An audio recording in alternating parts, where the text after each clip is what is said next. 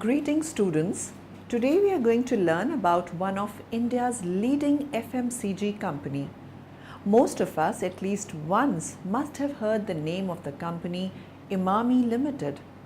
Let us know this company in a much better way.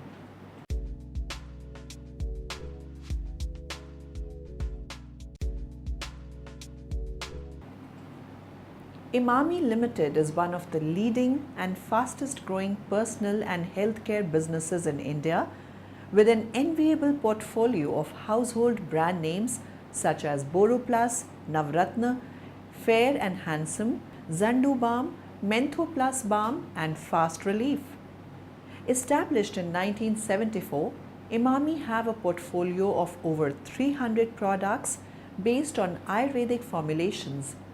Emami's current operations comprise more than 60 countries including India, GCC, UK, Sri Lanka, Bangladesh, Nepal, African and the CIS countries. Over 100 Emami products are sold every second. Emami Limited, the flagship company of the group, recorded a turnover of rupees 1,699 crore 2012-13. Emami acquired the heritage brand Zandu on the basis of huge business synergy between the two brand portfolios. Emami employs more than 4,000 people, reach out to 40 lakh retail outlets through a network of 3,500 distributors and have invested in 7 plants, 5 regional offices and 32 distribution centers across India.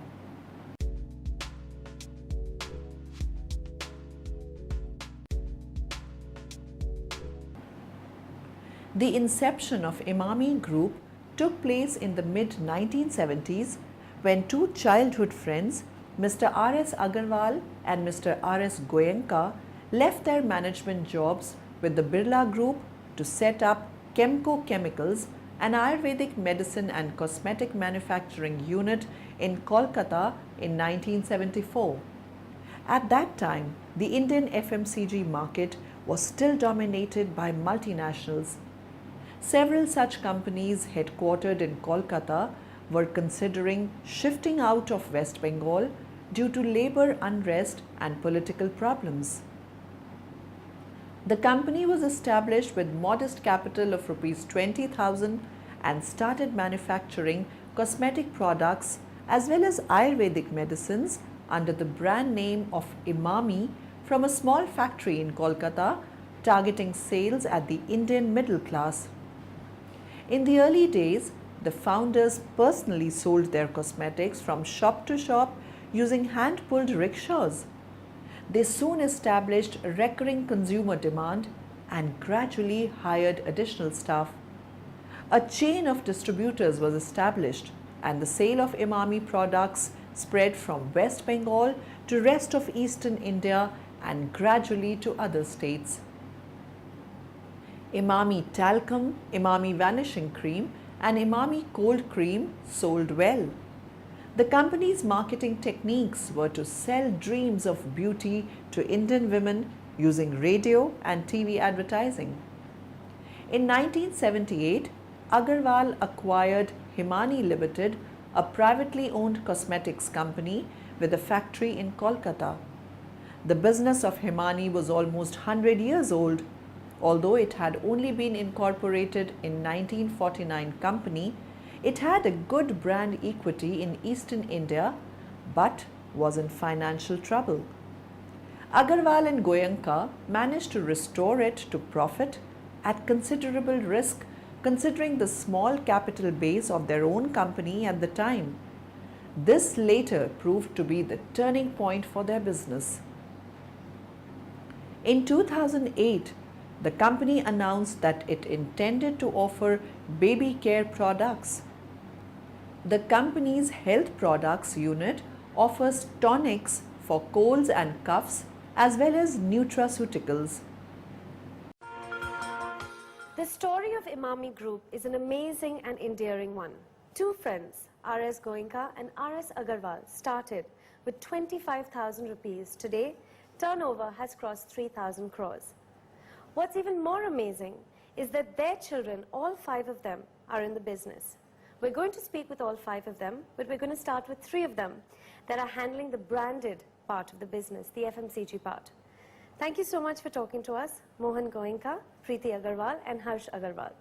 So both of you are siblings, and Mohan, you have other siblings, and 3 of you handle the FMCG business, That's right. Okay, so let's get a little introduction. When did each of you get into the business? Mohan, let's start with you. Full time I started about 15 years back. So that was full time I entered the business. Okay, and Preeti?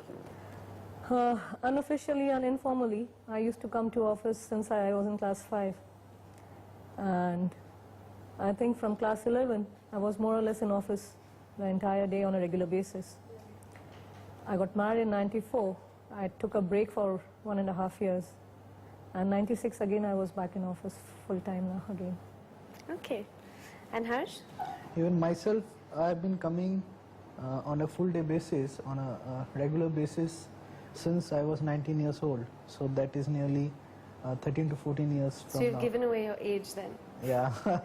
So you're all very established in the business. Yeah. And you're actually driving the bread and butter of the business right now. At this point, I know you're a diversified group and you're increasing that diversification, but the FMCG business, brands like Borosil, Navratna, this is what you're driving at this point.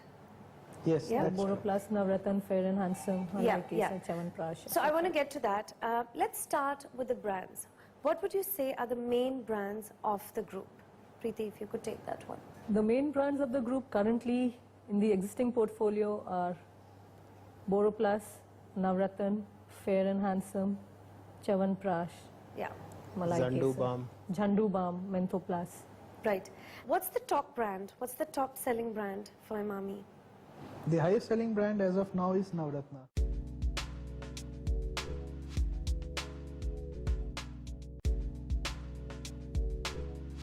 The company has the following subsidiaries: Emami Papered Mills Limited, Emami Chisel Art CRI Limited, South City Projects Kolkata Limited, Advanced Medicare and Research Institute Limited AMRI, Frank Cross Limited, Emami Realty Limited, Emami Retail Private Limited Starmark, Emami Biotech Limited, Emami Cement Limited, Emami Cement Limited.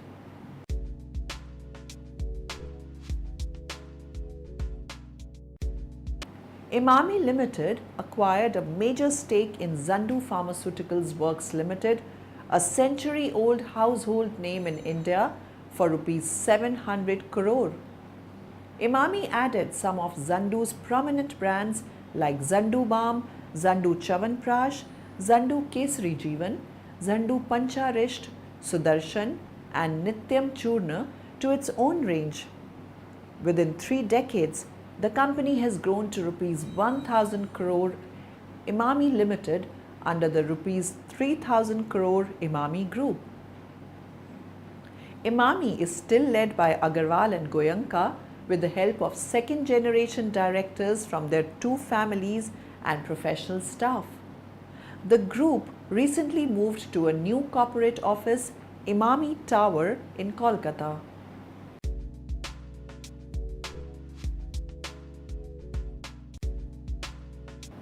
In 2007, the company attracted controversy with an advertisement for its skin whitening cream for men, Fair and Handsome.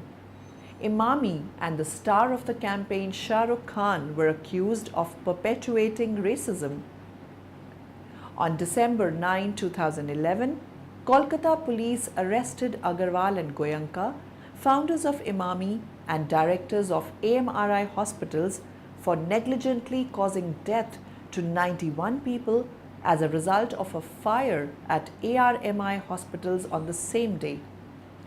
It is recorded as the largest hospital tragedy in India, caused due to storing toxic and inflammable materials in the basement of the hospital, which was sanctioned for car parking. The fire alarms and sprinklers installed at the hospital did not work during the fire. Right now, to join us on a corporate radar, we've got N.H. Bansali, the CEO of Emami Group. Thanks, Mr. Bansali, for joining us, and a very good morning.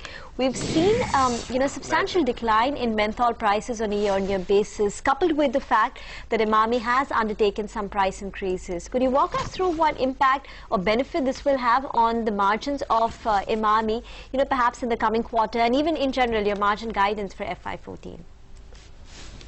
See, we expect this year and particularly the quarter also, the margins to improve.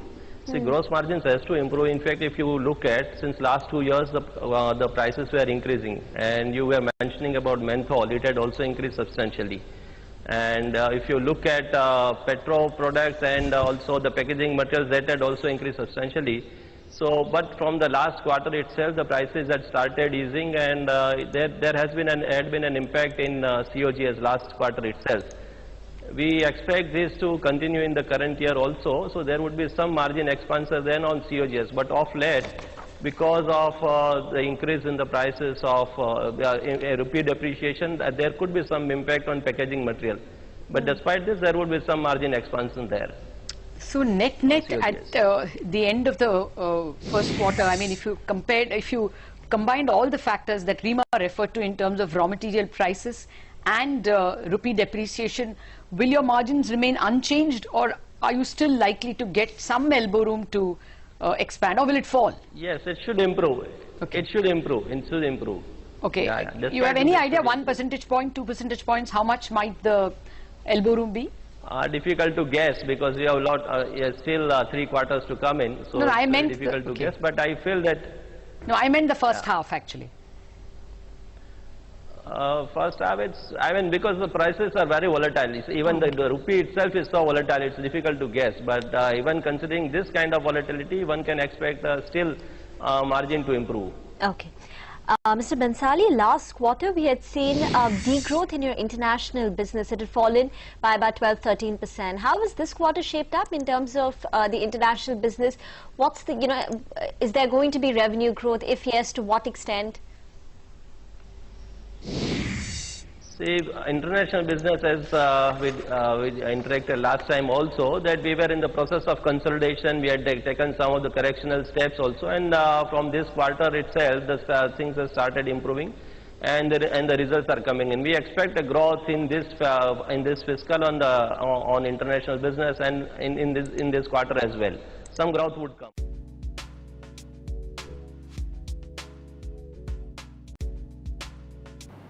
So students, we got to know about the various aspects of Emami Limited. We went through the company's history to its present market scenario. Hope you must have got useful information about the company. Have a nice day. Goodbye.